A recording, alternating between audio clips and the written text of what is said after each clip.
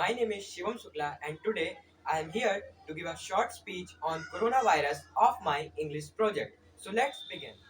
So firstly, what is coronavirus?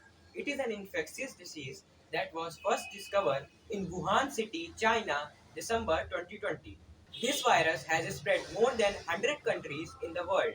On January 2020, the first case of COVID-19 was reported in India.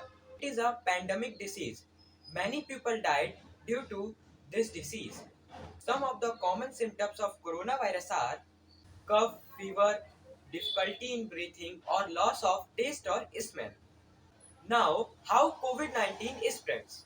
It spreads when a positive person sneezes and it's the droplets of the coronavirus get into the mouth, eye, or nose of a healthy person. Or if we touch the surfaces containing coronavirus with our hands and we touch the same hands in our mouth, we can be get infected by COVID-19.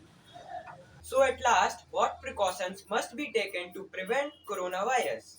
We should use hand sanitizers if we are outside the home, or when we come back at home, we should wash our hands more than 20 seconds.